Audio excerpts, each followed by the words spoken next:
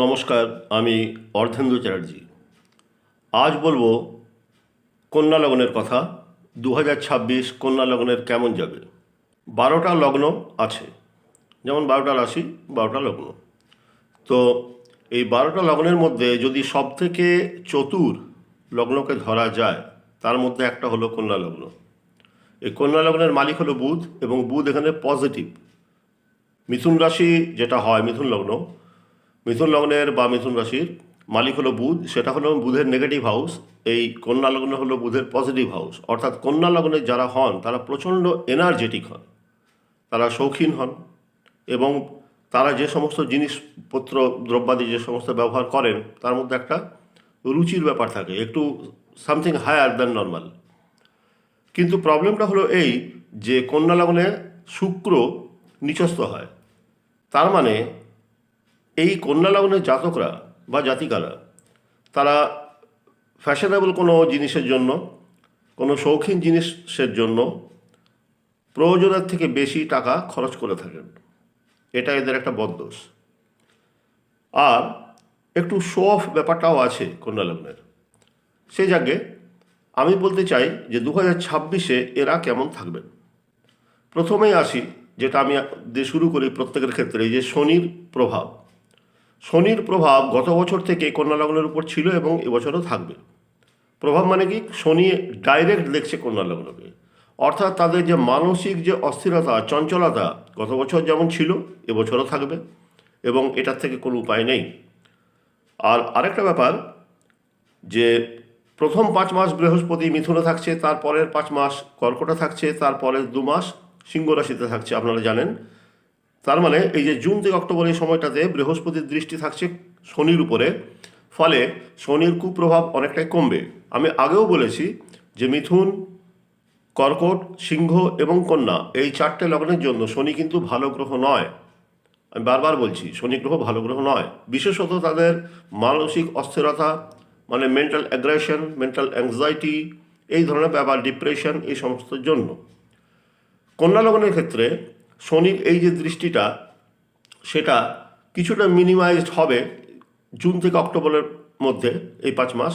কিন্তু আবার বলছি যে কন্যা লগ্নের উপর প্রথম যে 5 মাস শনির এই যে দৃষ্টিটা গত বছরের মতন এবছরও থেকে যাচ্ছে, তাহলে মানসিক, শারীরিক দুটোর ক্ষেত্রে একটা প্রবলেম, একটু জড়তা ভাব শরীরের মধ্যে, লোয়ার অবডোমেন নিয়ে নানা রকম প্রবলেম, হাঁটু ব্যথা, অ্যাঙ্কেল ব্যথা, হাড়ে ব্যথা, কোমরে ব্যথা, এই ধরনের ব্যাপার স্যাপার।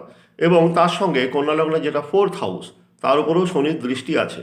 4th হাউস মানে হচ্ছে আপনি যেখানে আছেন, আপনার রেসিডেন্স, আপনি যেখানে অবস্থান করছেন বা বাসস্থান আপনার। তাহলে কন্যা লগ্নের এই বাসস্থানের উপরেও যখন মানে শনির দৃষ্টি আছে, তাহলে বাসস্থান সংক্রান্ত বেশ কিছু রিপেয়ার ওয়ার্কস তাদের বরাবরই করতে হয়, এবারেও করতে হবে। আর এই শনির প্রভাবের জন্যে 4th হাউস, যাদের যে সমস্ত বাচ্চাদের ক্ষেত্রে প্রাইমারি এডুকেশন ব্যাপারটা চলছে, তাদের ক্ষেত্রে এটা একটা মেজর প্রবলেম দেখা দিচ্ছে। কারণ 4th হাউস থেকে প্রাইমারি এডুকেশন পাওয়া যায়, তাহলে শনির দৃষ্টি থাকলে সেখানে তো প্রবলেম আসবেই, স্বাভাবিক ব্যাপার। এবারে এই যে কন্যা লগ্নের শনির দৃষ্টি আছে, এটা কন্যা লগ্নের আরেকটা দিকে প্রবলেম তৈরি করছে, সেটা হচ্ছে ব্যাংক লোন।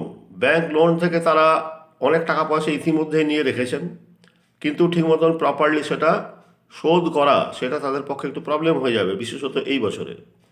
সেজন্য বিজনেসের সাথে সাথে এই দিকটাও আপনাদের একটু কেয়ার করতে হবে। কারণ বিজনেস, এই কথাটা বললাম এই জন্যে যে শনি কন্যা লগ্নের এখন 7th হাউসে বসে আছে, অর্থাৎ পার্টনার হাউস, বিজনেস হাউসে বসে আছে, এবং নিজের স্টারেই বসে আছে। আমি আগেও বলেছি, কে কোথায় বসে আছে সেটা বড় কথা নয়, কার স্টারে আছে সেটা হলো ফ্যাক্টর। শনি যখন 7th বসে আছে এবং নিজের স্টারেই বসে আছে, তাহলে সে 5 এবং 6 এই দুটো ঘরের রেজাল্ট দিচ্ছে। এবারে 5 আর 6 কোনো মতেই আমি বিজনেসের জন্য খুব ভালো গ্রহ মানে বলতে পারি না, বিশেষত পার্টনারশিপ বিজনেসের ক্ষেত্রে। বিজনেস যেন একটু কেমন যেন একটা ম্যান্দামারা অবস্থাতে চলবে, কখনো একটু ভালো হবে, কখনো একটু খারাপ হবে, বিশেষত প্রথম 5 মাস। আর কন্যা লগ্নের ক্ষেত্রে বৃহস্পতি বরঞ্চ খানিকটা বেটার বলা যায়। যেমন এর আগে বললাম যে সিংহ লগ্নের ক্ষেত্রে বৃহস্পতিটাও খুব একটা হেল্প করবে না, কিন্তু কল্যাণ লগ্নের ক্ষেত্রে তার 10th হাউস অর্থাৎ প্রফেশন হাউসে বৃহস্পতি এখন বসে আছে। জুন থেকে অক্টোবর পর্যন্ত থাকবে তার 11th হাউসে, এবং এইখানে থাকা অবস্থানে প্রথমে বৃহস্পতি নিজের স্থানে থাকবে, তারপরে বৃহস্পতি শনি স্টারে যাবে, তারপরে বৃহস্পতি বুধের স্টারে যাবে।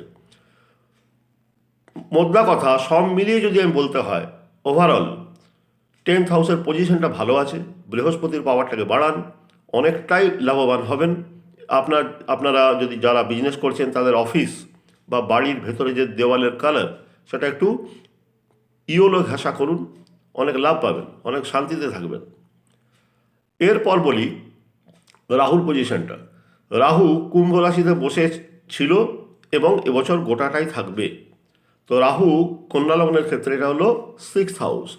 যখনই দেখা যায় কোনো চার্টে বা ট্রানজিটেও মানে এই গোচরেও যদি রাহু কেতু 6-12 এই দুটো ঘরকে দখল করে, মানে যেমন কন্যা লগ্নের 6 আছে রাহু, 12তে আছে কেতু, এই দুটো পজিশনই খুব খুব খারাপ, খুব খারাপ। সুতরাং খুব সতর্ক হয়ে যান। আপনাদের গোপন শত্রুতা বরাবরই থাকে। এই বছরটাতে আপনার গোপন শত্রুতার জন্য অনেক টাকা লস হবে, আপনি বুঝতেও পারবেন না কি আপনার শত্রুতা করছে।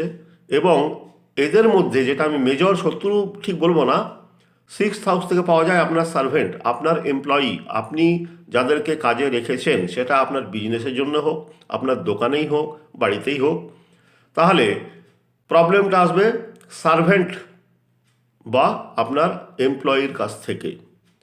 সুতরাং কেয়ারফুল হয়ে যান, তাদের উপর একটু নজর রাখুন, তাদের ধমকাধমকি বেশি করতে যাবেন না, ফল উল্টো হবে, আরও বেশি চুরিচামারি হবে। সেজন্য কন্যা লগ্নে যারা বিজনেসম্যান তারা একটু সতর্ক থাকবেন। এই দিক থেকে আপনাদের একটা চোরাগোপ্তা আক্রমণের ব্যাপার আছে, যার জন্য বেশ কিছু আপনার প্রোডাক্ট বা পয়সা কড়ির দিকে একটু সতর্ক না রাখলে অনেক টাকাই কিন্তু চলে যাবে। এই প্রসঙ্গে আরেকটা কথা বলি, কন্যা লগ্নের যারা এই বছর মা হতে চলেছেন তাদের জন্য সুখবর, তাদের কোনো অসুবিধা কিছু নেই। কেননা 5th হাউস যেটা শনির, তার উপরে বৃহস্পতির দৃষ্টি থাকছে, মানে জুন থেকে অক্টোবর এই যে সময়টা, এই সময়টাতে শনির উপরে বৃহস্পতির পুরো দৃষ্টি থাকছে। ফলে এটা কন্যা লগ্নের জন্য টু সাম এক্সটেন্ট বেশ ভালোই বলা যেতে পারে। কিন্তু যেটা আমি আগেও বলেছি, কর্কট লগ্ন এবং বিশেষত সিংহ লগ্নের ক্ষেত্রে বৃহস্পতি যে ইয়েটা পাওয়া যায়নি, ফেভারটা পাওয়া যায়নি, কন্যা লগ্নের ক্ষেত্রে সেই ফেভারটা আপনারা পাবেন। ফলে সুতরাং অসুবিধার কিছু কারণ নেই। 4th হাউস থেকে যেহেতু পাওয়া যায় বাসস্থান এবং শনির দৃষ্টি এই মুহূর্তে আছে, একই সঙ্গে বৃহস্পতিরও দৃষ্টি আছে। বৃহস্পতি যতক্ষণ মিথুন রাশিতে আছে, তাহলে বৃহস্পতি শনির কম্বাইন্ড যে দৃষ্টি সেটা কন্যা লগ্নের 4th হাউসের উপর আছে। সেজন্যে তাদের বাড়ির পেছনে যেমন খরচার কথা একটু আগে বললাম, তাদের রিপেয়ারের ক্ষেত্রে সেরকম কনস্ট্রাকশনের ক্ষেত্রেও অনেক টাকা আপনার ইনভেস্টমেন্ট হবে।